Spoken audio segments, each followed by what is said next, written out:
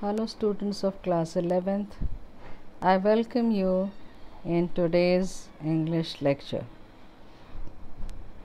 Now we are going to continue again the lesson We Are Not Afraid to Die If We Can All Be Together, part 4. It starts likewise. More problems arose when our hand pumps started to block up with the debris floating around the cabins and the electric pump short-circuited. The water level rose threateningly. Back on deck, I found that our two spare hand pumps had been wrenched overboard along with the forestay-sail, the jib, the dinghies and the main anchor. अब इस paragraph में जो narrator है वो ये बताने का प्रयास कर रहे हैं कि निरंतर वो लगे हुए थे उस तूफ़ान से लड़ने में और अपने आप को और अपने जहाज़ को बचाने में, लेकिन स्थितियाँ और अधिक प्रतिकूल होती चली जा रही थी। इसमें जॉर्डन कुक कहते हैं, जब केबिन के आसपास तैरते हुए कचरे से हैंड पंप रूंधने लगा तथा बिजली का पंप शॉर्ट सर्किट हो गया तो और समस्याएं खड़ी हो गईं। पानी का स्तर खतरनाक तरीके से बढ़ने लगा। मैंने डेक पर वापस आकर देखा कि हमारे दो अतिरिक्त पंप झटके से टूटकर नाव से अलग गिर गए हैं तथा साथ ही आग वाला पाल, तिकोना पाल, डिंगी तथा प्रमुख लंगर भी, यानी ये सब टूट के बिखर गए हैं। Then I remembered we had another electric pump under the chart room floor. I connected it to an out pipe and was thankful to find that it worked. तब मुझे याद आया कि हमारे पास चार्ट रूम के फर्श पर एक बिजली का पंप और है। मैंने उसे एक निकास पाइप से जोड़ा तथा धन्यवाद किया कि वह चल पड़ा। The night dragged on with an endless, bitterly cold routine of pumping, steering and working the radio. We were getting no replies to our mayday calls, which was not surprising in this remote corner of the world.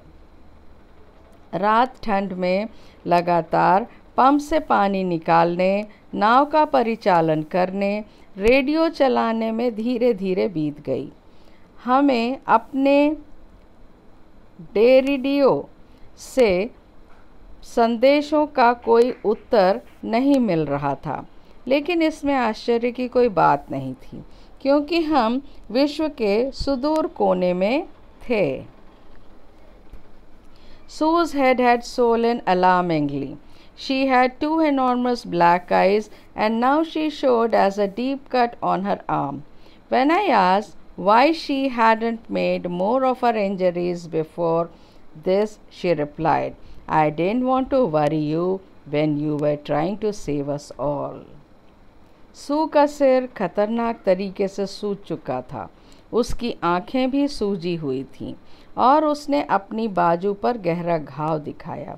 जब मैंने पूछा कि उसने अपनी चोटों की ओर पहले ध्यान क्यों नहीं दिया तो उसने उत्तर दिया, जब आप हम सबको बचाने की कोशिश कर रहे थे तो मैं आपको चिंतित करना नहीं चाहती थी। By morning on January 3rd, the pumps had the water level sufficiently under control for us to take 2 hours rest in rotation. But we still had a tremendous leak somewhere below the waterline, and on checking, I found that nearly all the boat's main ribs frames were smashed down to the keel. In fact, there was nothing holding up a whole section of the starboard hull except a few cupboard partitions.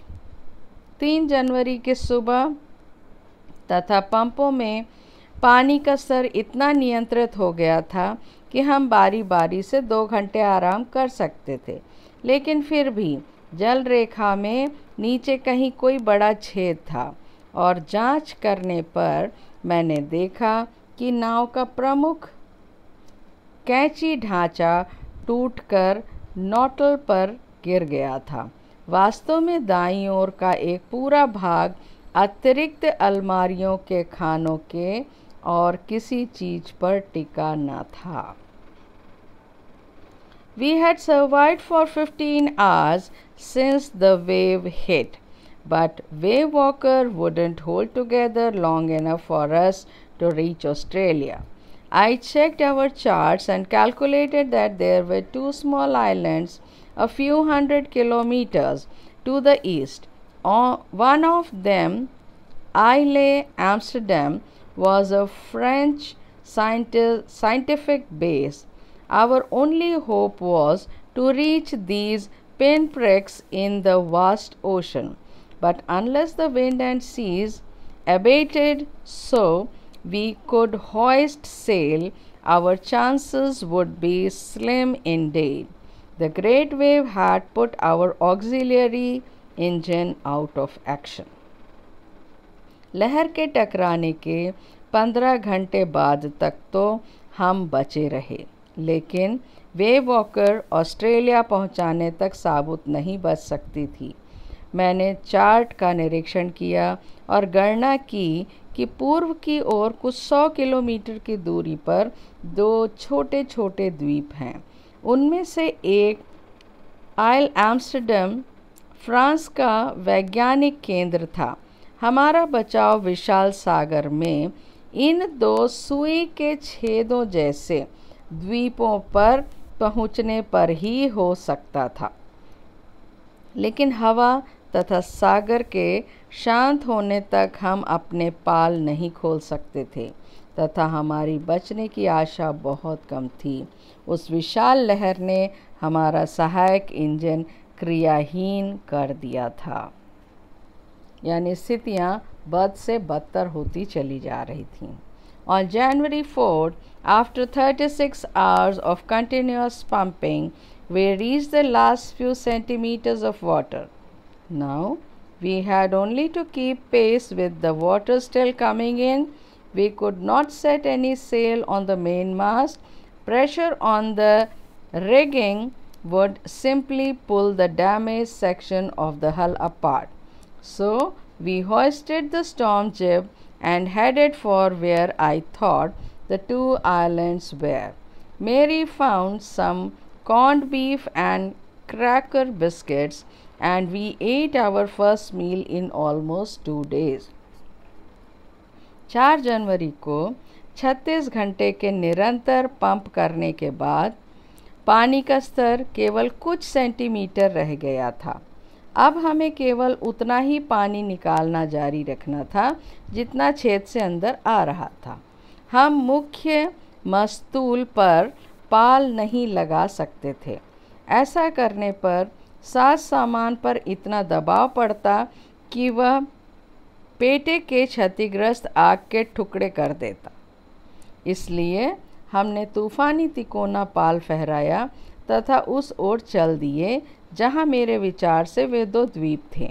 Mary नमकीन मांस तथा करारे biscuit लाई थी तथा हमने लगभग 2 दिन बाद पहला भोजन किया था। But our respite was short-lived.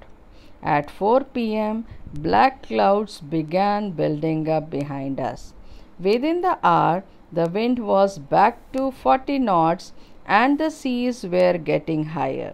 The weather continued to deteriorate throughout the night, and by dawn on January 5th, our situation was again desperate. परंतु विश्राम अधिक देर तक नहीं मिला। 4 बजे काले बादल हमारे पीछे बनने शुरू हो गए। घंटे भर में हवा फिर 40 समुद्री मील की गति से चलने लगी तथा समुद्र में लहरें ऊंची होने लगीं। पूरी रात मौसम बिगड़ता गया तथा 5 जनवरी की सुबह हमारी स्थिति फिर से निराशाजनक हो गई। When I went in to comfort the children, John asked, "Daddy, are we going to die?" I tried to assure him that we could make it. "But Daddy," he went on, "we aren't afraid of dying if we can all be together, you and Mummy, Sue and I." जब मैं बच्चों को दिलासा देने के लिए अंदर गया, जॉन ने पूछा, "डैडी, क्या हम मरने वाले हैं?" मैंने उसे विश्वास देने की कोशिश की कि हम बचने में सफल होंगे। लेकिन डैडी, वह बोला, "हम मरने से नहीं डरते यदि हम सभी एक साथ मरें, आप, मम्मी, सू और मैं." I could find no words with which to respond, but I left the children's cabin determined to fight the sea with everything I had. To protect the weakened starboard side, I decided to heave to with the undamaged port hull facing the oncoming waves, using an improvised sea anchor of heavy nylon rope and two 22-liter plastic barrels of paraffin. उत्तर देने के लिए मेरे पास शब्द नहीं थे, लेकिन जो भी मेरे पास था उसके साथ समुद्र से सामना करने का संकल्प लेकर मैं बच्चों के पास से आया। दाईं कमज़ोर वाली तरफ को मैंने बिना क्षतिग्रस्त बाईं तरफ जिस ओर से लहरें आ रही थीं उसे बांधने का निश्चय किया तथा इसके लिए भारी नायलॉन की रस्सियों तथा 22 लीटर वाले मिट्टी के तेल के प्लास्टिक ढोल काम चलाऊ लंगर बनाने में प्रयोग किया। That evening, Mary and I sat together holding hands as the motion of the ship brought more and more water in through the broken planks. We both felt the end was very near. उस सायंकाल मेरी व मैं हाथ में हाथ डालकर बैठे थे तथा टूटे हुए तख्तों में से पानी और अधिक अंदर आ रहा था। हम दोनों को महसूस हुआ कि हमारा अंत निकट था। But Wavemaker rode out the storm, and by the morning of January 6, with the wind easing, I tried to get a reading on the sextant. Back in the chart room, I worked on wind speeds, changes of course, drift and current in an effort to calculate our position. The best I could determine was that we were somewhere in 150,000 kilometers of ocean looking for a 65-kilometer wide island. परंतु wave walker लहरों तथा तूफान में से निकलने में सफल रही तथा 6 जनवरी को हवा धीमी होने पर मैंने सेक्सटेंट पर देखने का प्रयास किया। सेक्सटेंट एक इंस्ट्रूमेंट होता है जिससे डायरेक्शन चेक किया जा सकता है। मैंने चार्ट रूम में वापस आकर हवाओं की गति, मार्ग में परिवर्तन, बहाव तथा धाराओं आदि का हिसाब लगाया ताकि अपनी स्थिति का पता लगा सकूं। मैं अधिक से अधिक यह पता लगा सका कि हम 150,000 किलोमीटर के सागर में कहीं पर हैं तथा 65 किलोमीटर द्वीप की खोज कर रहे हैं। While I was thinking, Sue, moving painfully, joined me. The left side of her head was now very swollen, and her blackened eyes narrowed to slit. She gave me a card she had made. जब मैं बैठा हुआ सोच रहा था, सू दर्द सहन करते हुए चलकर मेरे पास आई। उसका सिर बाईं ओर से बहुत सूज गया था तथा उसकी काली आँखें छोटी होकर केवल रेखा छिद्र बन गई थीं।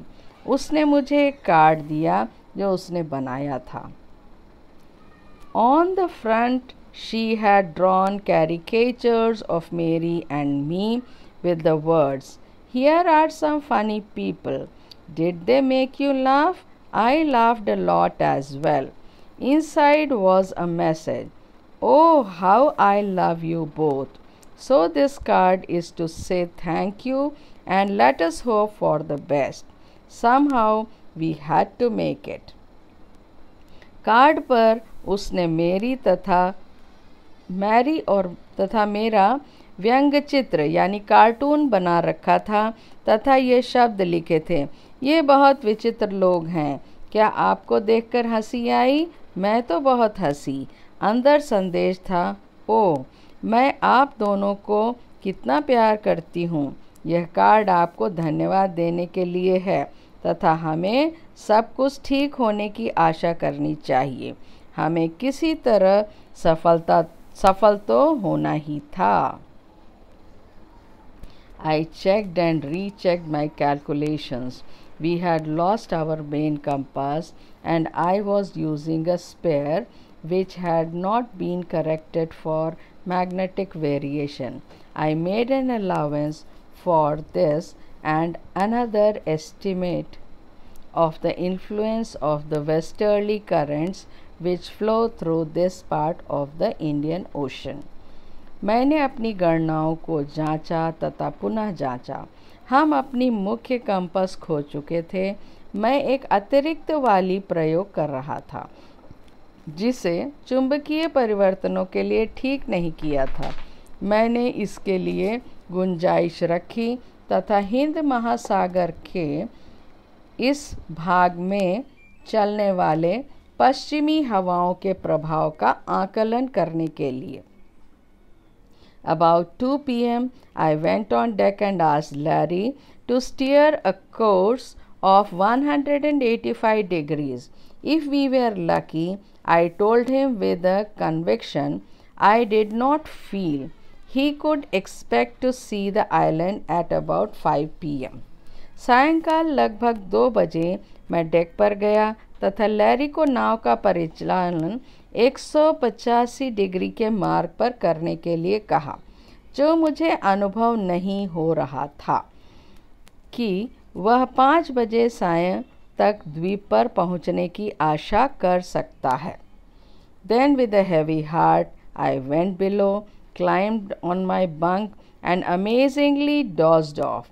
When I woke it was 6 p.m. and growing dark. I knew we must have missed the island, and with the sail we had left, we couldn't hope to beat back into the westerly winds. फिर उदासी के साथ मैं नीचे आकर bunk में चढ़ गया तथा आश्चर्य की बात यह है कि मुझे नींद आ गई। जब मैं जगा तो शाम के 6 बजे थे और अंधेरा हो रहा था। मैं जान गया कि द्वीप पीछे रह गया है तथा पाल हमारे पास रह गया था। उससे हम पश्चिमी हवाओं के विरुद्ध आगे नहीं बढ़ सकते थे। At that moment, a tousled head appeared by my bunk. Can I have a hug? Jonathan asked. Sue was right behind him. Why am I getting a hug now? I asked. Because you are the best daddy in the whole world and the best captain, my son replied. उस पल मेरे bunk के पास अस्त व्यस्त वाले बालों वाला सिर दिखाई दिया। क्या मैं गले लग सकता हूँ? जॉनथन ने पूछा। सू भी ठीक उसके पीछे थी। अब मुझे गले क्यों मिल रहे हो? मैंने पूछा।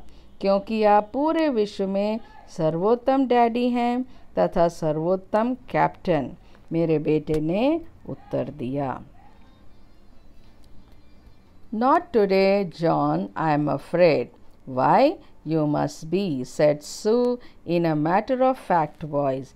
You found the island. What? I shouted. It's out there in front of us. They coast as big as a battleship. मुझे डर लगता है, आज तो नहीं।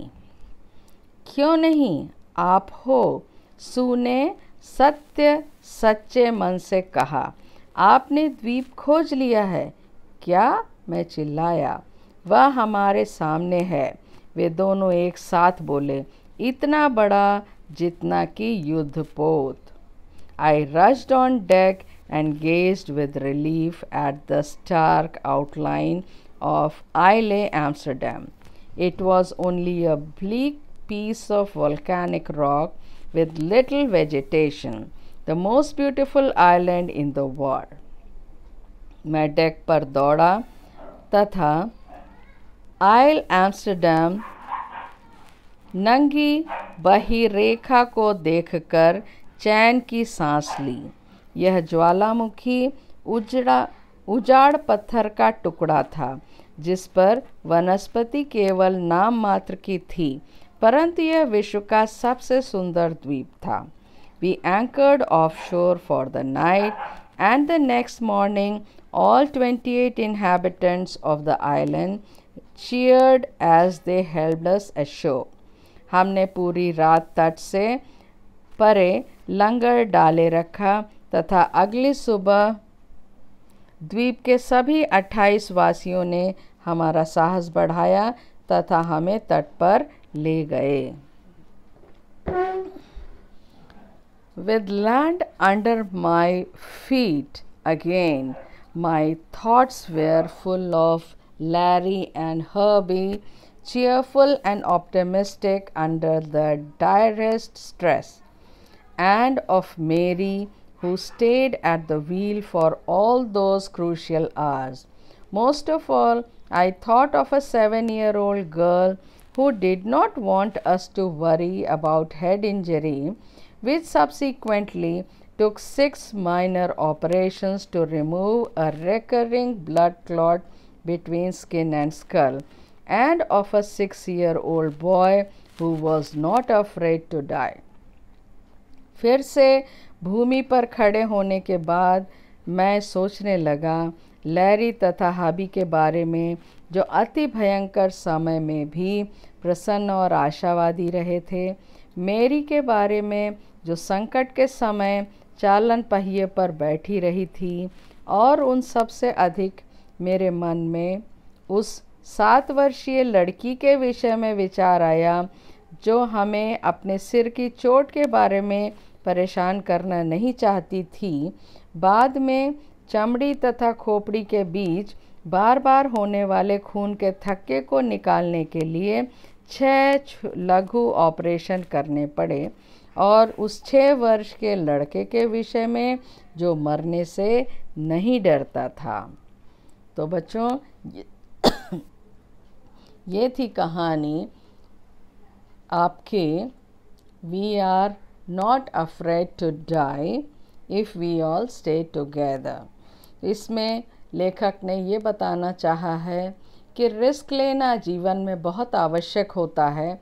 ये जीवन एक यात्रा के समान है, बहुत बड़ी बड़ी कठिनाई आती है, लेकिन अगर हम धैर्य रखें, हमारा परिवार हमारे साथ हो, सहयोग करता हो, तो बड़ी से बड़ी मुश्किल का भी सामना हम सब मिल करके कर सकते हैं।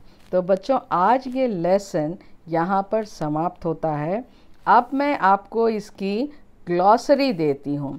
इसमें बड़े कठिन शब्द आए हैं, तो उन शब्दों को आपको अपने कॉपी में नोट कर लीजिएगा, क्योंकि अभी कोई बुक अवेलेबल नहीं है, तो इसलिए कॉपी में आप शब्द नोट करिए, शब्द के अर्थ इंग्लिश में नोट करिए, और शब्द के अर्थ हिंदी में भी दिए हैं उनको भी नोट कर लीजिए। तो इसको मैं रिपीट नहीं करूँगी, ये कंटिन्यूसली एक स्लाइड आपकी है, फिर उसके बाद इसकी दूसरी स्लाइड है, इसको नोट कर लीजिए। फिर आपकी तीसरी स्लाइड है, तीसरी स्लाइड को भी नोट कर लीजिए।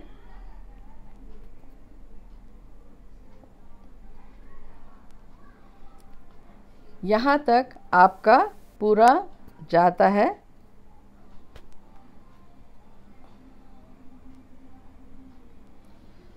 तो ये ग्लॉसरी है, ये आपके पढ़ने, समझने और याद करने के लिए है। अब इसके बाद मैं इसके आपको एक्सप्लेनेशंस दूंगी और क्वेश्चन आंसर्स दूंगी, और इसके साथ ही साथ टेक्स्ट दूंगी, यानी फिल इन द ब्लैंक्स, जिसको आपको अपने कॉपी में लिखना होगा। तो बच्चों, आज के लिए इतना ही बस, बाकी नेक्स्ट लेक्चर में लेकर के आएंगे। Thank you.